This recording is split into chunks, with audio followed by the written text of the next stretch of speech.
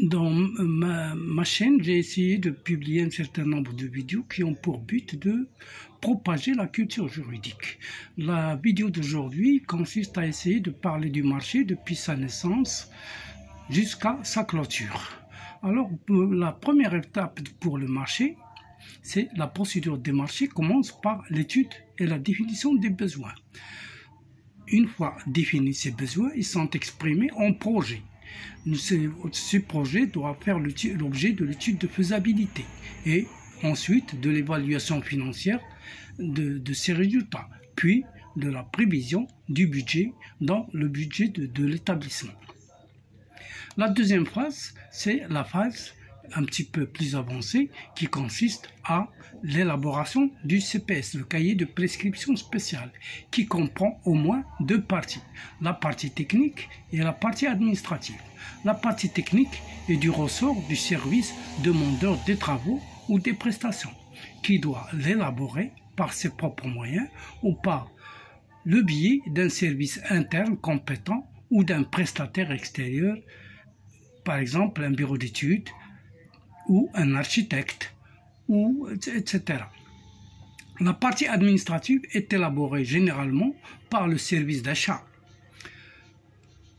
en collaboration avec les services techniques qui ont élaboré la partie technique. La troisième phase, c'est le lancement de la procédure d'appel d'offres. Elle commence par la publication de l'avis d'appel d'offres, la mise du CPS à disposition du public, la réception des échantillons quand ils sont prévus ou l'organisation de la visite des lieux. La préparation de la commission d'ouverture des prix ensuite et la réception des offres. L'ouverture des prix par la commission le jour J. La rédaction du PV d'ouverture des prix. La notification des résultats aux participants et la publication des résultats au site des marchés.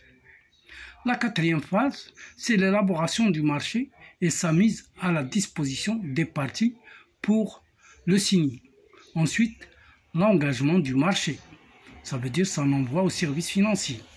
Sa notification après le visa des services financiers à l'attributaire et aux services concernés par l'exécution des travaux ou la livraison et la réception des fournitures. La cinquième phase, c'est le suivi de l'exécution des travaux et leur réception. Enfin, c'est la phase finale, c'est la réception provisoire qui est suivie d'une réception définitive, le cas échéant, et la production des décomptes ou des factures correspondantes. La sixième étape intervient le paiement et la préparation de la clôture du dossier. En gros, ce sont les étapes que suit un marché depuis sa conception jusqu'à sa clôture.